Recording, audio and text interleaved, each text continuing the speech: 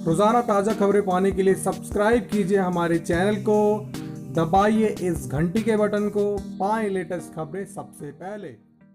आप बीती मुर्दा घर में काम करने वाले की जानिए कैसा होता है लाशों के बीच रहना पड़े। अस्पताल के मुर्दा घर की कहानी। दिल्ली के जाने माने राम मनोहर लोहिया RMIL अस्पताल के भीतर मॉर्चुरी तक पहुंचना थोड़ा मुश्किल है। शायद कुछ सोचकर ही इसे मरीजों और आगंतुकों की सीधी नजर से अलग रखा गया है। इसके डायरेक्शन तभी दिखाई देंगे जब किसी को जरूरत पड़े। डेड बॉडी को सहेजना किस कदर एहतियात मांगता है, इसका अंदाजा शवगृह में काम करने वाले स्टाफ के कपड़ों से लगाया जा सकता है। मास्क, ग्लव्स, चश्मा, शू कवर और गाउन पहने मॉर्टिशियन लाशों की सार संभाल करते हैं जब तक कि वे असली हकदारों तक न पहुंच जाएं।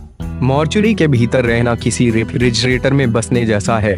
जितेंद्र चौहान लगभग 4 से 5 डिग्री तापमान पर रोज 8 से 10 घंटे बिताते हैं। साल 1993 की बात है। मैं गोरखपुर से दिल्ली आया, काम तलाशने की कोशिश की।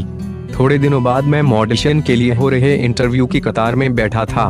इंटरव्यू क्या, थोड़े बहुत सवाल जवाब हुए। तब कंपटीशन नहीं था और लाशों के बीच काम को या तो डरावना माना जाता या धर्म अड़े आता।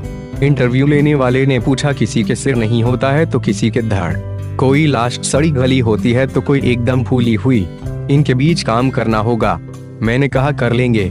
उससे पहले कभी गांव के श्मशान तक नहीं गया था, लेकिन कुछ जरूरत और कुछ नौसिखिएपन ने हिम्मत दी।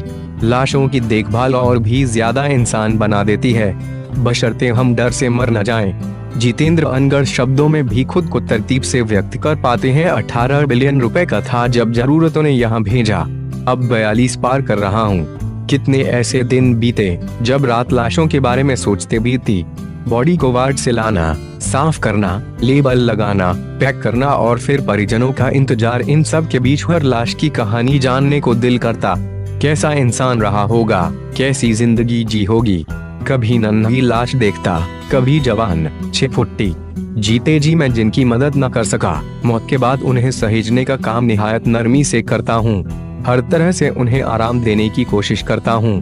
धक्का न लगे तो संभाल कर स्ट्रेचर पर रखता हूँ। शायद इससे ही उन्हें थोड़ी तसल्ली मिल जाए।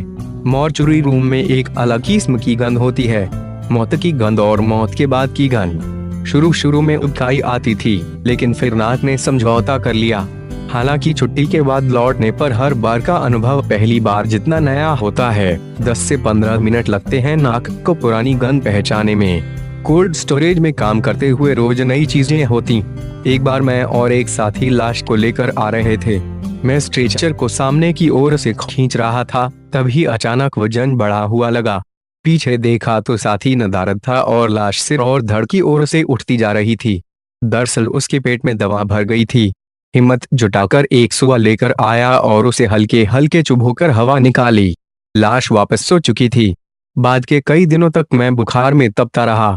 मॉर्टिशियन और काम प्रसूति वार्ड में काम से काफी मिलता जुलता है। लाशों की सार संभाल नए जन्मे बच्चे की देखभाल जैसी ही होती है, सिवाय इसके कि यहाँ कोल्ड स्टोरेज रूम से बाहर परिजन किसी किलकारी का इंतजार नहीं कर रहे होते। हम वार्ड से शरीर को लाते हैं, प्रोफार्मा भरवाते हैं, कोल्ड रूम में लाते हैं, उसकी लेबलिंग होती है, पैकिंग होती है। मेडिको लीगल केस होता है तो लाश का पोस्टमार्टम होता है। सब कुछ फुल कवरिंग के साथ किया जाता है, लेकिन इंसानी शरीर की चीर फाड़ चिकन मछली मीट से अलग होती है। रोज करते हैं लेकिन रोज वही तकलीफ होती है। पोस्टमार्टम के बाद कट्टे हुए शरीर को करीने से सिला जाता है। हमारी कोशिश रहती है कि वो जिंदा जैसा मुर्दा लगे। यही कुछ कोशिशें हैं जो मॉर्चुरी स्टाफ मृतक के परिजनों को तसल्ली देने की तरह कर सकता है। बॉडी 72 घंटों तक रखी जाती है, फिर 48 घंटों की मियाद और मिलती है। खींच खांच कर 1 हफ्ते तक लाश रखी जा सकती है। लावारिस लाशों को पुलिस वाले अंत्येष्टि के लिए ले जाते हैं। कई बार ऐसे मामले भी आते हैं जब अटेंडेंट के पास बॉडी ले जाने तक के पैसे नहीं होते।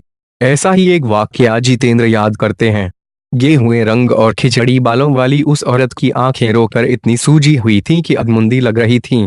उसके पास अपने पति का शरीर ले जाने के पैसे नहीं थे। हम सारे लोगों ने मिलकर जितना हो सकता था पैसा जोड़ा और उसे दिया। कई बार लावारिस शरीर पड़े रहते हैं, तब हम अस्पताल के सोशल वर्कर की मदद लेते हैं ताकि कम से कम अंतिम संस्कार तो हो सके। दिन रात मुर्दा शरीरों के बीच रहना आसान नहीं। आम धारणा है कि यहाँ रहने वाले नशे का सहारा लेते होंगे। ये कोई ऐसा काम नहीं जो बिना नशे के किया जा सके। लाश को संभालना भी मरीज की देखभाल जैसा ही है। नशे में करेंगे तो सब गड़बड़ हो जाएगा। लाशों के बीच रहने के लिए नशा नहीं, जरूरत चाहिए होती है। जरूरत भी एक किस्म का नशा ही है, जितेंद्र कहते हैं। लाशों की पहचान उनके लेबल से होती है। थोड़ी गलती हुई कि लाश गलत जगह पहुंच जाएगी। मेडिको लीगल केस जैसे संवेदनशील मामले में तो इतना सचेत रहना होता है कि बीड़ी पीना तक मना रहता है। नशा किया तो दूसरे दिन अस्पताल नहीं जा सकते। हाथ पैरों के साथ दिमाग को भी स्थिर रखना होता है।